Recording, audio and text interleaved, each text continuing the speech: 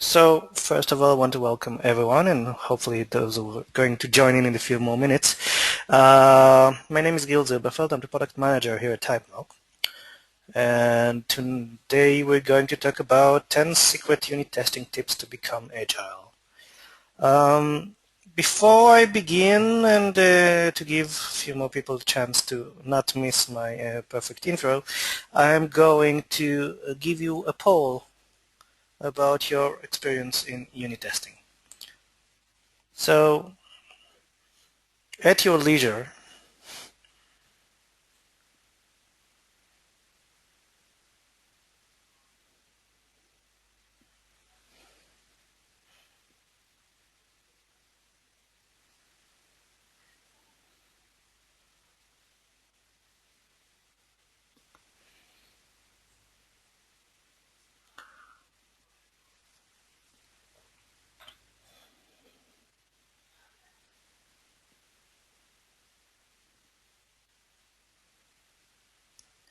for people who are just coming in, we're running a short poll here just about your level of experience with unit testing. Don't worry, I'm not going to judge you according to this experience level.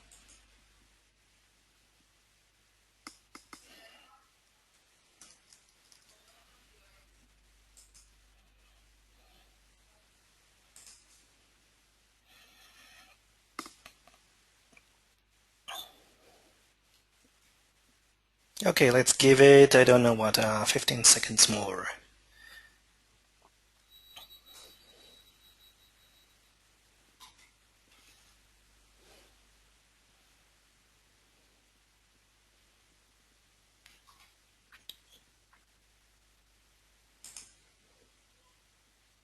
Okay, what have I done?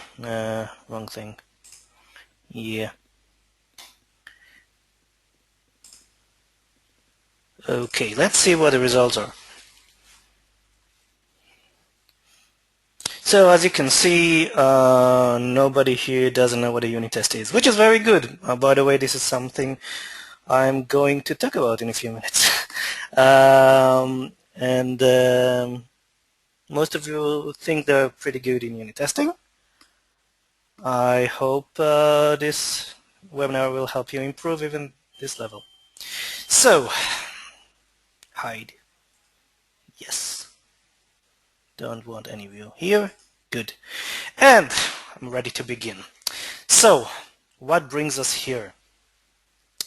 So, 2 weeks ago was the 10th anniversary of the Agile manifesto. 10 years ago, plus 2 weeks, a few people, 17 people if I recall correctly, went to Snowboard Utah and basically talked about better ways to develop software. And in this unconference, they actually coined the term Agile for things that they were actually doing beforehand.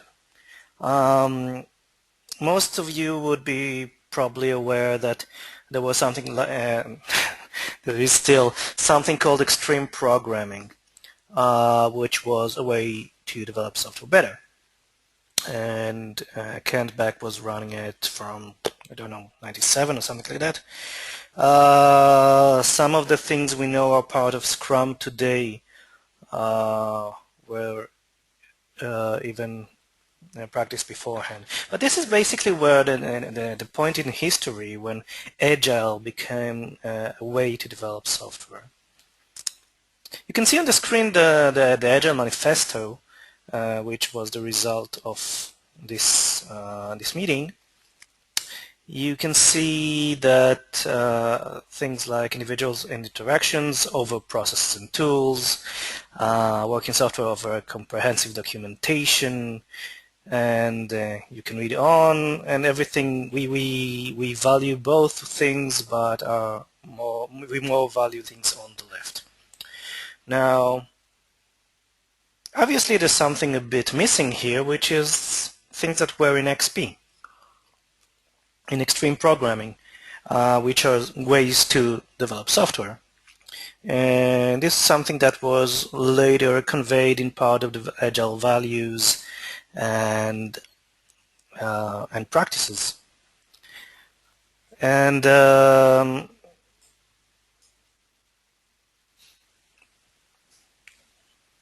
we don't want to forget that everything here on the Agile world is still built upon these practices. And since it's the 10th anniversary, we thought about giving you 10 tips about unit testing. Now, these kind of tips, hopefully some of you are already practicing it. If not, I hope you learn from it and start implementing them. This is not going to be a technical presentation, even though most of the webinars at Typemock are technical. For other technical stuff, you can go to typemock.com/webinars and check out all the webinars that we have there, and the ones that we will have in the future. This one, however, is not going to be technical at all. It's not going to be language specific or something like that, because it's not going to be technical. I am going to talk about the practice itself. And what I've and other developers here who are practicing it every day learned over the years. And I think this would be a good point to jump into tip number 1.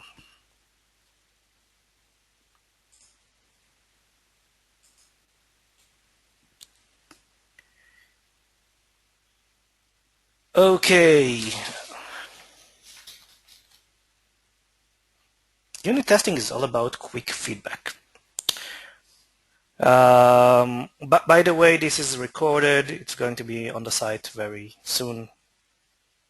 And well, I need to finish this first, so after that. Unit testing is all about quick feedback. Now, many people are starting out unit testing have probably somewhere in their life gotten into an argument about what is a unit test and what is an integration test. Now,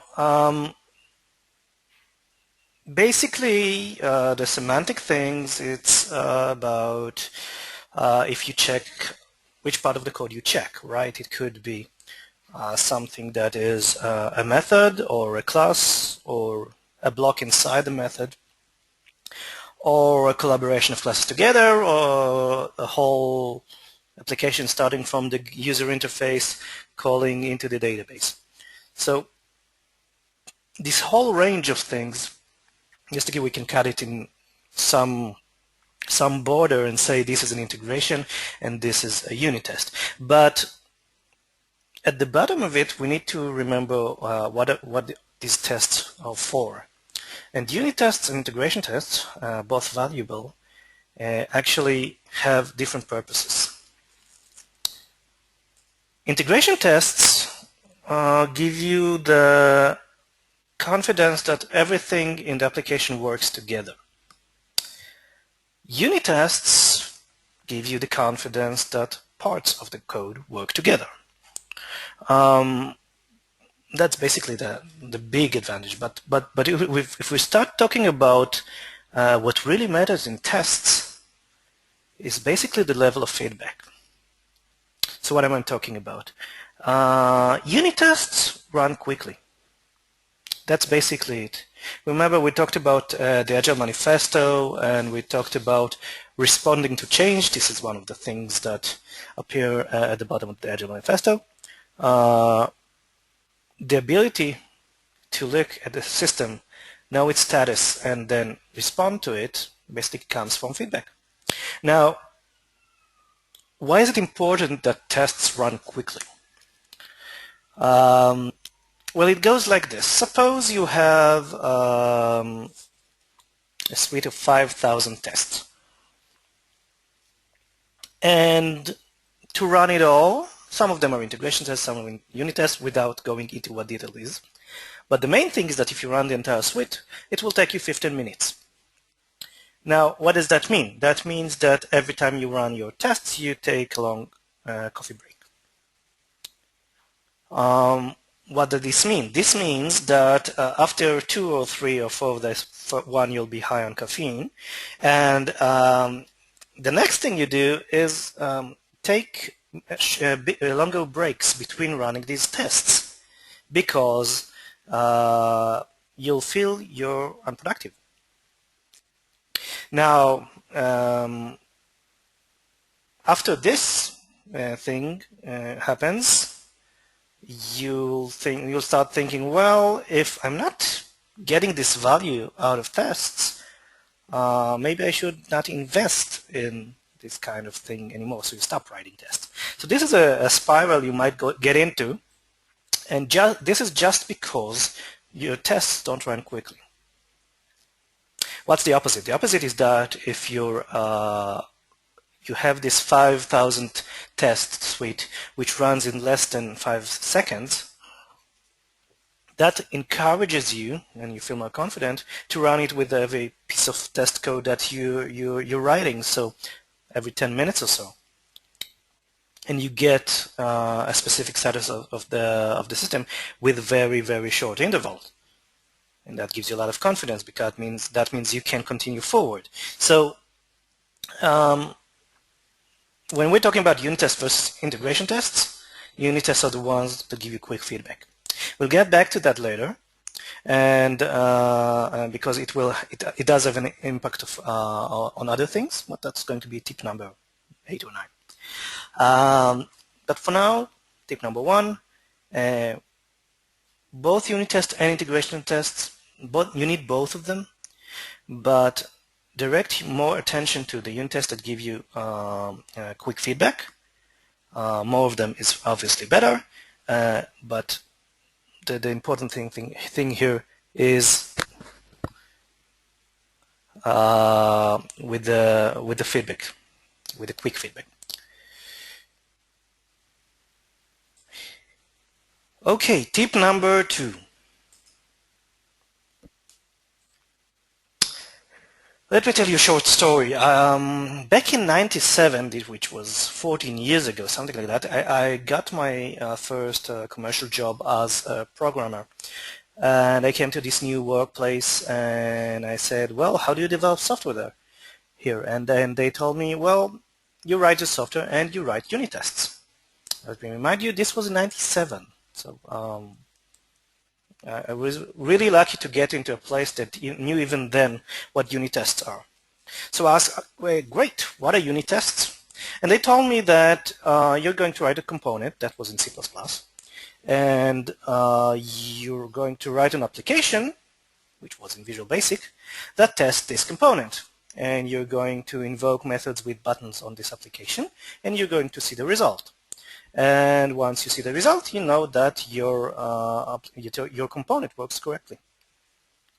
Now, obviously, this concept made very much sense to me, because I didn't develop this way before that,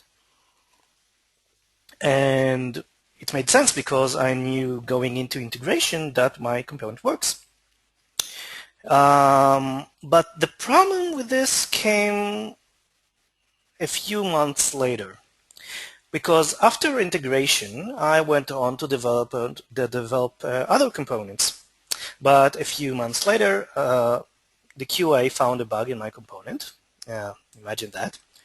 And they came back to me and they said, Gil, you have a bug here. And they told me that I need to fix it. So I fixed it. And you probably guessed that I didn't run all the tests that I did before on my application, my test application. For 2 reasons, basically. One reason is that it was a few months earlier, so I didn't even remember which test I ran before. The other part, of course, is that I was working at the time on something newer and shinier. So basically wasting my time on testing the old stuff didn't look as compelling as working on the new stuff. Now, this brings us to 2011 and the point of repeatability. Automation gives us a way to repeat code, running, anything. And it releases us from trying to remember what we're missing or trying to remember all the scenarios. So when I'm talking about tests or unit tests, I'm talking about automated tests. None of this manual stuff. Everything needs to be automated. It needs to be run on a click of a button or any automatic trigger that we might think of. Usually, when a team works with unit tests together, that means that you have a build server which compiles everything, run all the tests automatically, and is triggered by commit of source into the source control, so it listens in on the source control in order to trigger that. And once you have this, basically you're in unit testing heaven, because you know that once everything worked on your machine in a click of a button, you're ready to commit the source and everything will run there, and you know basically immediately, or depending on how big the suite is and what it contains, you'll get feedback about the state of the code. So there's an old Agile saying that if you're doing something more than once, you need to automate it. Now, I'm a bit more pragmatic than that, and I didn't automate anything. I did twice or 3 times, but at least these things, build automation, test automation, this is something that basically is a must. If you're doing it manually, you're wasting time, you're putting in more, you're losing morale because you don't really want to do these manual things, and you're actually basically you're relying on your memory that I can attest for myself is not really good these days or before that.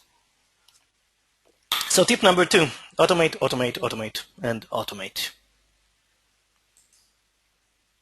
Tip number 3. Okay, so let's say you've heard about unit testing. You know that unit testing is for you, it's for life, and now you want to bring this into your team. Now, unfortunately, and this has also happened to me in the past, unit testing is a team sport, and working at it alone requires a bit of preparation. So let me paint you a story. You're convert into into unit testing, and you played with it at home, and you know this could be really valuable for your team. So you start writing tests for your component. Now, okay, everything works okay, you run the test, it works okay. You go into integration, you find out there's a bug there because of the integration. You fix it, then you go and fix your tests because you might have broken some or add some tests for new stuff. Now, let's look at this from the eyes of someone who's ignorant about unit testing. It looks like this. You look like you're writing tests before the integration, which basically was not really useful because we found a bug in your code. Later, you took your code and apart from fixing the bug, which is okay, you also spent some time on more tests. Basically, you're a time waster. Now, it may be something that you can brush off once or twice or 3 times, but if you're alone in this group and everyone else look at you the way I described right now, the chances are is that your effort to win them is pretty small. So what is the tip here? The tip here is that prior to doing this inside a team, you need to gain some acceptance or some understanding with other people about the value of unit testing. it's a bit different if you're the team leader who pushes everyone in that direction, but this will also help the team leaders out there. The people who are doing it alone are bound to fail because the other people will just look at him and say, this is time wasting. And um, it's funny because we all know that unit testing is a productivity thing. But this is how it may look. So the first thing that you want to do prior to starting writing unit tests alone in a team is prepare everyone. Go talk to everyone, see what they know about the subject, try to educate them a bit, and try to get them on board in some way. If you're doing it alone, the chances of success are very slim. If you're doing it as a team, you're off to a good start. So that was tip number 3. Tip number 4. Coverage can be deceiving. And now you can see the slide as well. Okay, coverage basically is the de facto metric of testing. So why is that? Because basically you think in terms of numbers. It's easier to think what we can measure. Basically we can measure the number of lines that we go through when we're running tests. But coverage can be deceiving. So let's see what we have. Let's say we have 0% coverage. That's probably bad, right? No, that's not a trick question. It really is bad. But what happens if you have 100% code coverage? Well, one, you're probably very happy. But two, you might have put in some effort in testing stuff that you probably didn't want to. One example would be auto-generated test, automatically generated test. Visual Studio, for example, loves to do this. So you might have coverage for this code, but basically it's not really important. Another case is that when you have a bug in your code and a bug in your test, and they cancel each other, so the test passes. So if you have for this code 100% coverage, and yet your code is not doing what it's supposed to do. So that is obviously bad. So it can be deceiving. So what do? You look at coverage because coverage is a good number to look at, and you want to aspire to bigger numbers as well. Just so there was a short Uncle Bob movie on his site, Clean Coder, talked about that the goal should always be 100% code coverage.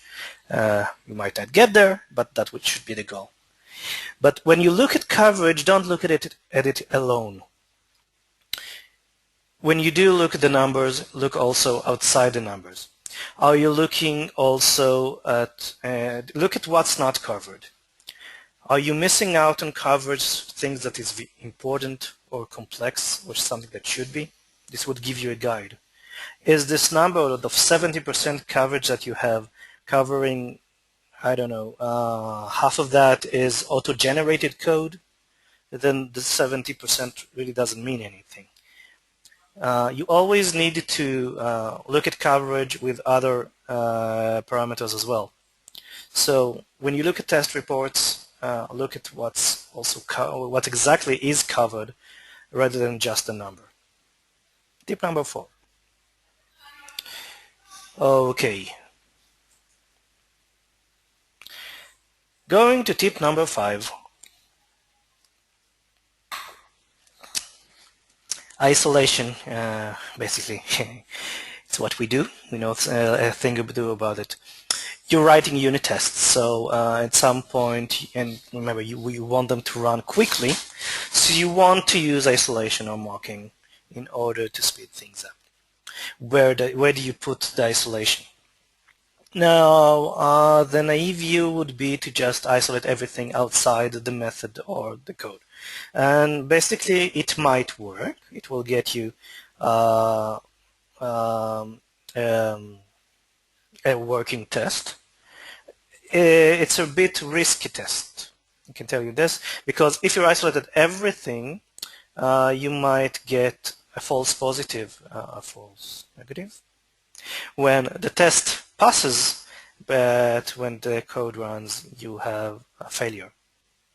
And that's because you've isolated everything around it. So let me give you a few tips on or more guidelines on what to isolate and where. These are not hard and fast rules, but most of the time these things work. Just keep an open mind about them and look at each case carefully before you begin. Okay, so the first one would be, obviously, where things slow down. So database, file system, everything that slows down the tests is bad, and therefore you would probably want to fake it. Remember, the main thing is getting the quick feedback. So isolate the file system, isolate, I don't know, web server, stuff like that. These are things that are readily optimized for isolation. Where the user needs to interact is part of the automation part. Obviously, you want to isolate from mouse clicks or entering text or stuff like that. So you would want to automate and isolate from that as well.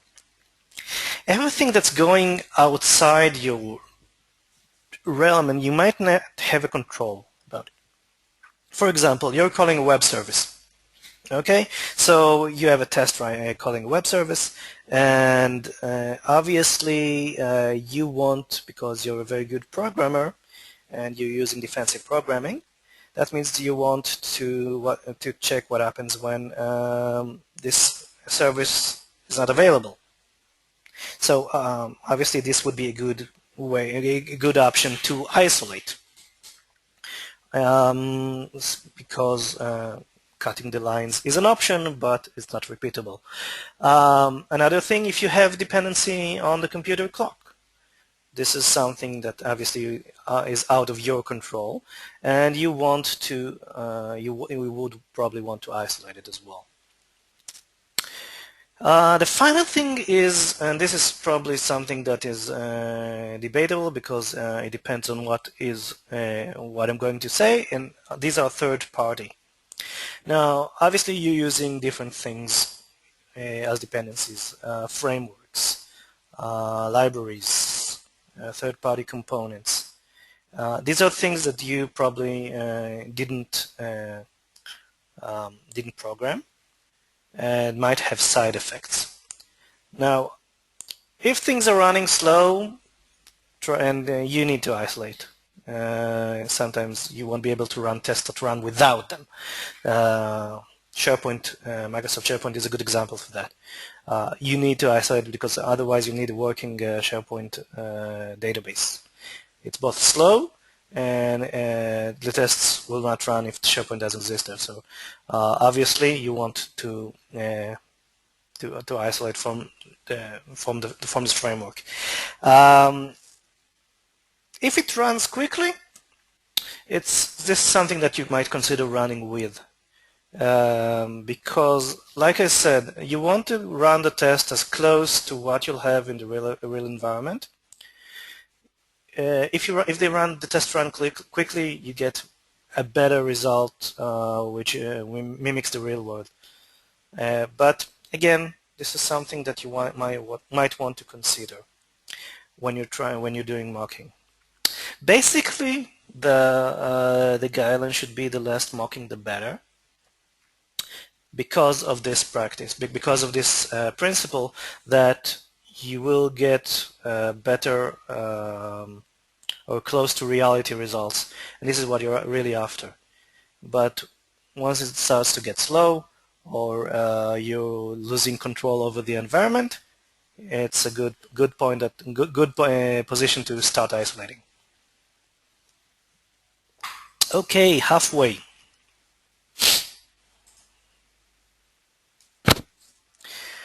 Tip number 6, test-driven development.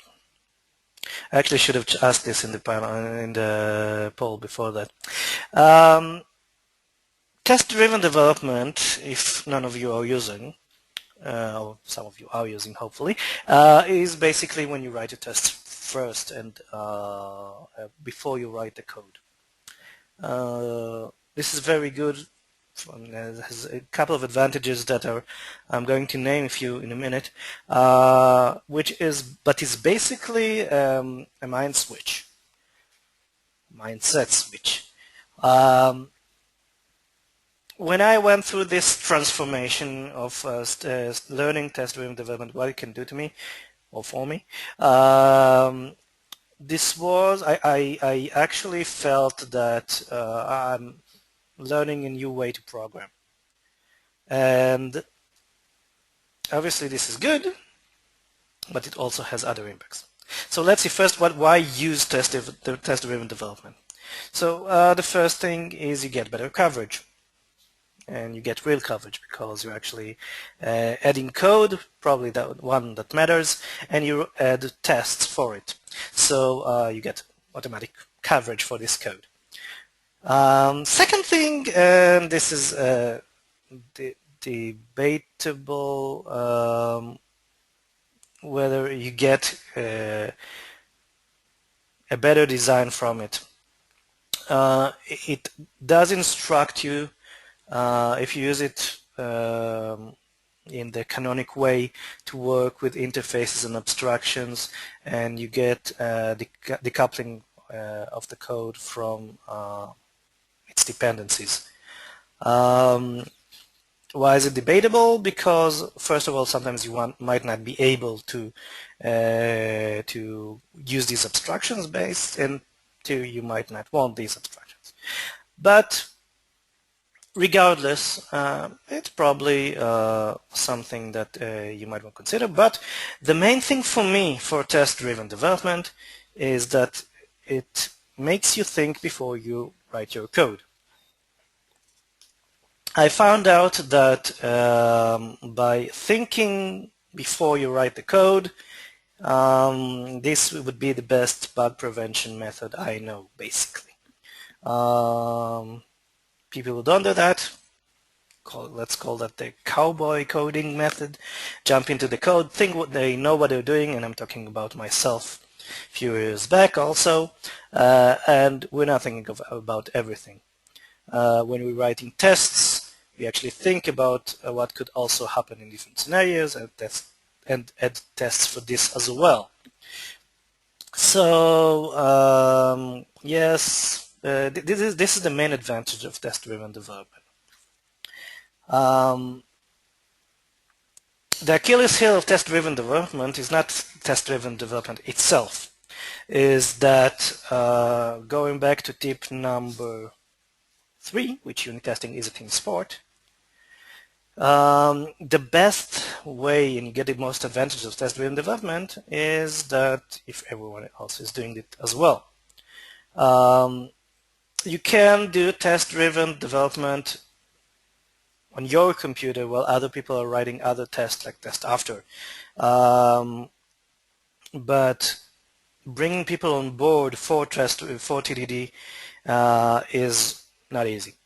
So in your considerations to using that, and I really encourage using TDD,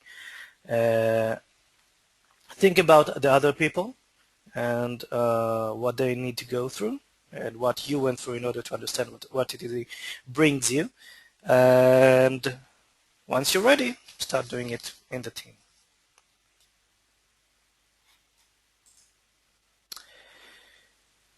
Okay, tip number 7.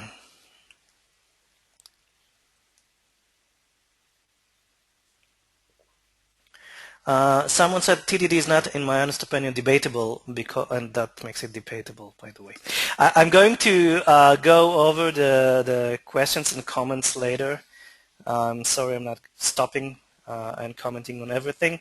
And what I want to do today, we'll do something in our blog to answer that. So A lot of this material is going to come to be in the blog. Some of it already is at blog.typemock.com. And if I don't adhere to these questions today, I will try to get a response later. Okay, test what you're working on. One of the first questions I get from teams who I teach about unit testing is that, okay, do we stop now what we're doing and spend 3 months about writing tests for all the code that we have? So I haven't. What I'm telling them is the chance of you getting a project manager that allows stopping everything and just putting tests in place is very slim. You just won't find this guy.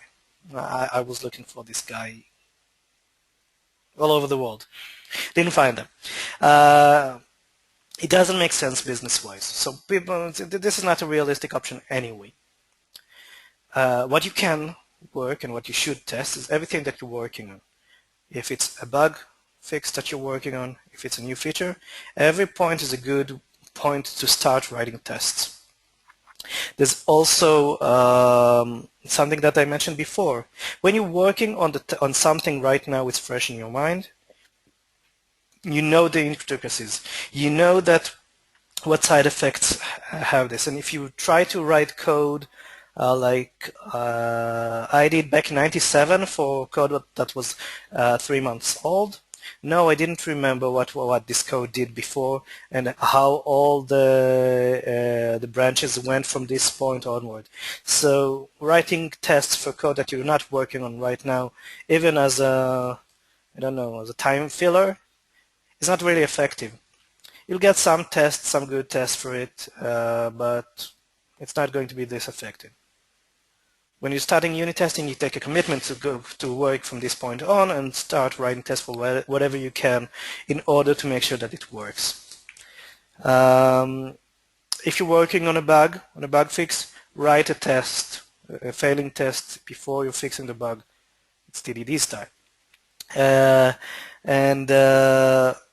If not, fix it, then write a test that makes sure that it does work and won't happen again. If you're working on a new feature, obviously you want to put tests in place to make sure the feature works. And this leads me also to talk about something that I'm going to talk about with the next few tips as well. The fact is that tests are really not just a mirror of the status of your status of the application, which was a very long sentence. They're not just that. Tests are pieces of information that can help you get from found a bug, meaning the test broke, to fix the bug when you actually fix it. So when you're testing on it, when you test what you're working on, and what you're working on is fresh in your mind, obviously when you break something, it makes the distance shorter between when you actually found out there was a bug in there and they fix it. Everyone knows, even without tests, that catching something, even by looking at the code, because you know the code, because you're in it for, I don't know, the last week, is much easier to fix. We want the same thing, the same effect with tests. And obviously, this is a very large part of that. So, tip number 7, test what you're working on always. Do not invent a time machine to go back and fix everything. Okay, let's go on to tip number 8. And if I click the presentation, it actually works. Organize your tests. Now, at the beginning I talked about having unit tests and integration tests. And unit tests run quickly, integration tests run slowly. That is already a good point to do some kind of organization. You want to separate suites of unit tests from integration tests because you want to run the unit tests very quickly all the time. Now that's one thing. And the second thing about it is that organization helps you, and for the individual, sometimes for the team, many times. If it's really the principle of putting things where you might look for them later. So obviously you want to organize your tests in a consistent manner, so people can find them, not just you, where they're looking for. So there are many ways to how to organize. There's the project versus test project, and the test class for each class method. And you might think that there's also the BDD, behavior driven development, way of actually organizing by features. This might also work for you. In any way, and this is again going to be a recurring thing, whatever works for you. So for you and your team, have a consistent way. There's a new kid on the team. Teach him how to do this. Now you might want to say, hopefully not, that with tools today and IDEs, and they're getting better in terms of code organization, will actually give you in a few shortcuts a way to get from code to test, which is some tools are great at that. But it doesn't give you a head start of if you're looking for tests in the vicinity of something. So consistency or convention over configuration really wins at this point. So have a system, teach it to everybody starts working it and enforce it. And that's all I have to say about this. Let's go on to tip number 9.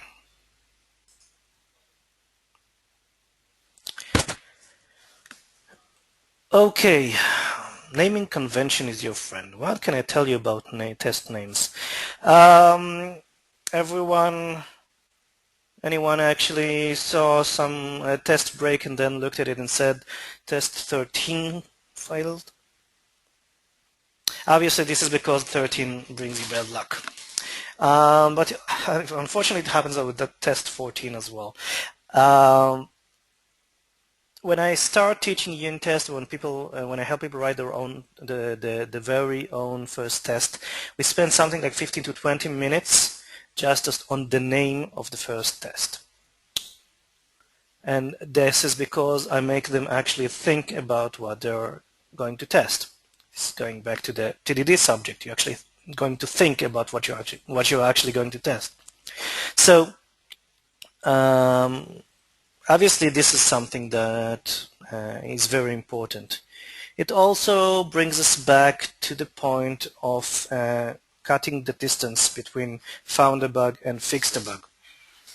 You want as many hints as you can to look at the test name and tell you what's wrong.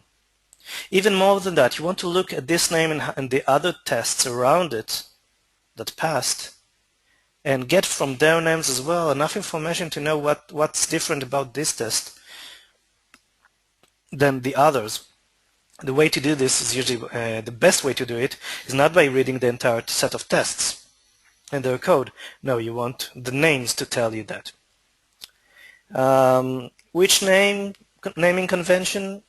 Again, this is something that's you need to close with your team. I'm partial to the method, scenario, and result, 3-part naming convention. There's a given when then of behavior-driven development that you might want to look at. With underscores, without underscores, which capitalization or so on, doesn't really matter as long as everyone on the team using the same thing. And basically it doesn't matter as long as it's consistent. One more guidance I can give is that You don't, in this specific case, don't limit the test names just because you want functions to be 40 characters or less. Longer test names with enough information there will actually help you get there and fix the bugs early. So names are really, really important. And which leads me to tip number 10. Obviously includes names, but also tests. Again, this is cutting the distance between found a bug and fix a bug. Tests basically are many things, but when, let's say, a test fails, you want to see what happened there. Obviously, the names help you, but then you start reading the tests. If it's going to be 3 screens long, this is not a good test. Obviously, they need to be readable. It needs to be a few lines, hopefully. You can extract methods to make it more readable, such as regular code. It needs to be readable, and I mean human readable, not by machines. And by the way, readable, that means also by another person. Tests are really code like every other code, which you should review by peer reviews or team reviews, and tests are very important to review. They need to be human readable.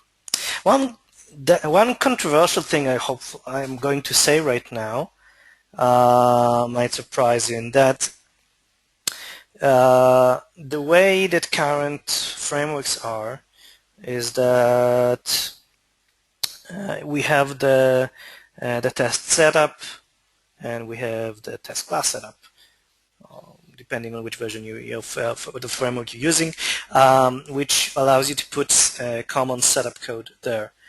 I try not to use these things because tests are more readable top to bottom, where everything is top to bottom. You're not jumping on the different positions in the code just to make sure, just to understand what the test actually does. Now, obviously, this might violate sometimes the dry principle, don't repeat yourself. But tests, for me, feel another a bit different role than actual production code. So because they're a bit different, they should help me fix bugs, and they should be readable. Sometimes I might even duplicate setup code just because it makes them more readable. It's a bit controversial, and that's my webinar, so I get to say it. Remember that when you're writing tests, it is for something like 10 or 15 years. You're writing tests that last 10 or 15 years. So even if you're not going to read this test when it's going to break, and you'll be in another yacht drinking champagne and laughing at the professor who actually needs to read this test, yeah, leave him enough information in order to read it. And I was really serious about doing peer review. Very, very serious. And that was tip number 10. You know, as I was as I was preparing this webinar, I was actually getting more material for 10 more tips for unit testing, because there's a lot of information there. So there's going to be, sooner rather than later, another webinar just like this with 10 more tips, I think. I'll get more information. But for now, I want to look at the questions. If you have some, put them in the question box, and I'll try to read or try to answer or converse or argue what you're actually writing here. So first of all, yes, this is recorded. You're probably watching a recording right now. No, not now. And it's going to be on the website, on Typemock website, www.typemock.com/webinars. So that's going to be it. When it's going to be online, in the next few days. Okay, so I'm going to read a very long comment here. So, 2 comments on coverage. Writing tests first and seeing them fail before code is written does help a lot with the false positive problem. I agree. But the test doesn't fail when the code isn't doing what it should. Secondly, another error coverage won't tell you is if your boundary values for a decision were actually tested. It's also true. Goes back to thinking about what you're doing and understanding what you're actually covering and what not. So a very good comment here. Okay. Another. Okay, so there was a comment. TDD is not debatable. TDD by itself is not debatable. I really feel this is the best way to develop. However, I've met so many teams that were not ready to implement it. So it's not that at this point the methodology is wrong, but it might not, which really hurts me to say, it might not be appropriate for anyone. So with TDD, I found out that the problem is more about humans rather than actually doing TDD. Is good or bad. One more comment here.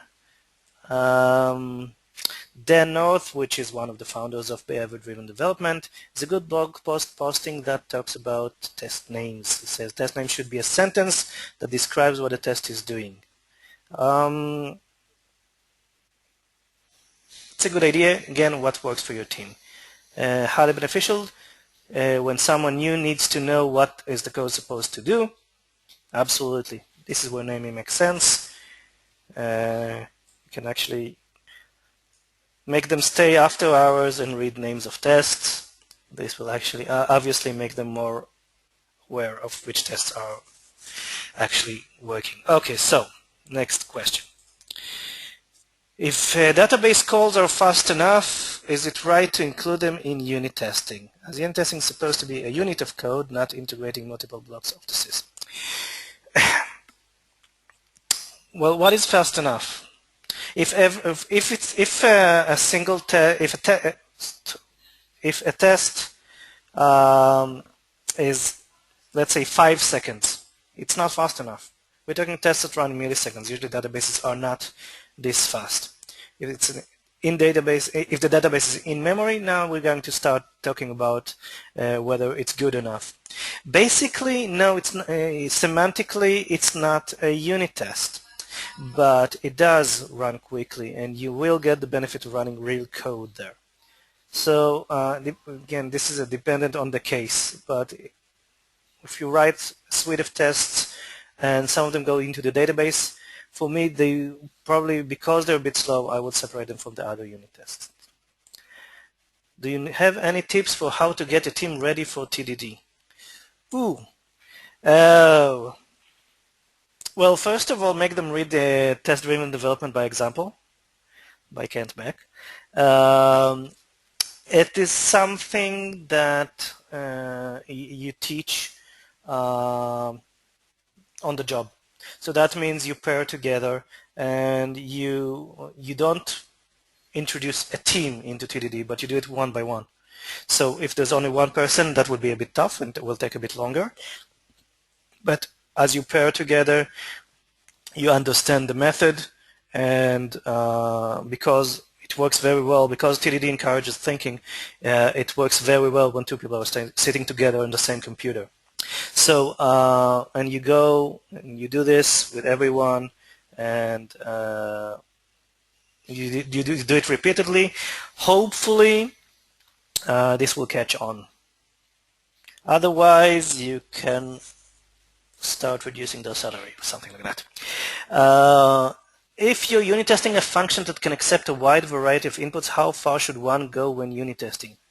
Okay, this would be one of the tips for the next webinar, I think, because it's a complete topic here.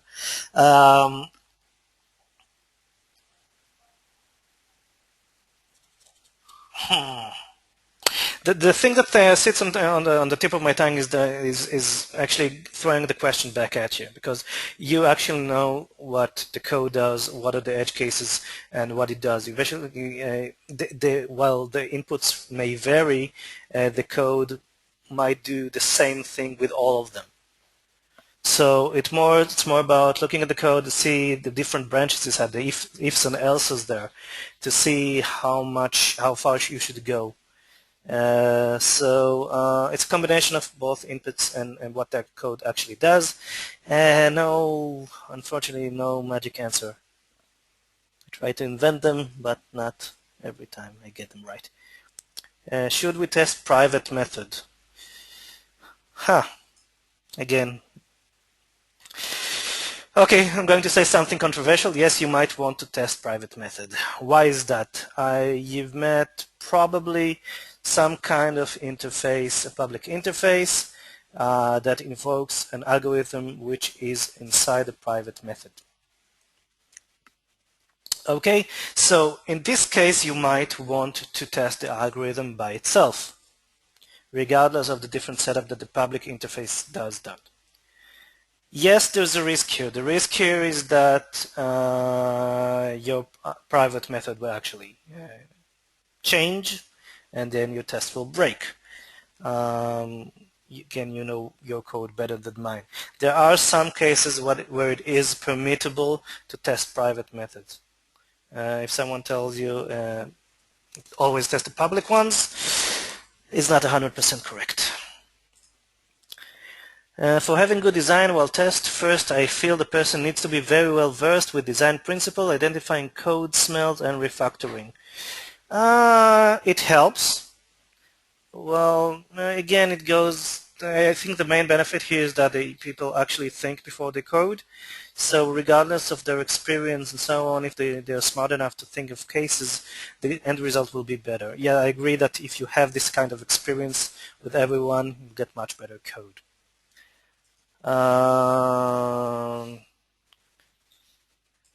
TDD strongly goes in the direction of extreme decoupling.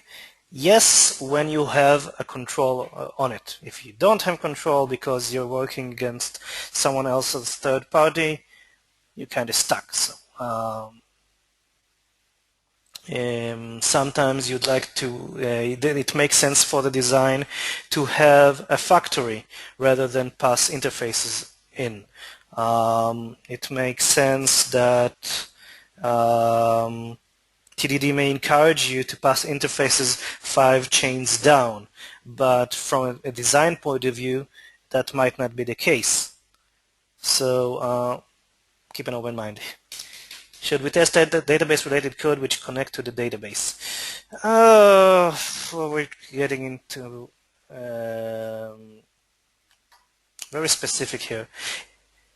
Go back to coverage. What are we covering here? If your data access layer doesn't do anything rather than connecting into the database, it's not really important. If it was generated by an ORM, it's not really important.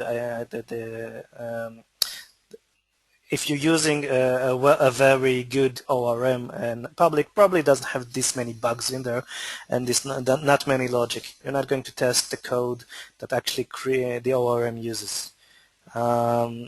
If you're using your own data access layer, which you've written by hand, yes, if you have some kind of logic in there, if it's just going into the database, I say no, depending on your code.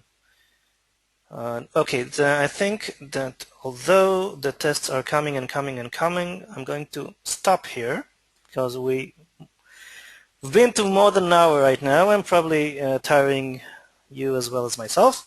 So I'm going to promise you that I'm going to answer all these other questions as well, and comments, and I hope the sound will be clearer in the recording. And I'm going to wish you farewell for now.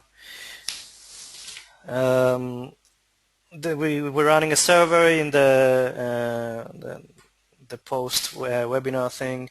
If you want to win a t-shirt, we're going to give away two for the two lucky winners. You have until September 4th to win it, so you have a lot of homework to do. Going to answer all these things, hopefully with a better quality sound that comes with the blog. Thank you everyone for coming today. There's going to be probably another webinar about this. Thank you, and bye-bye.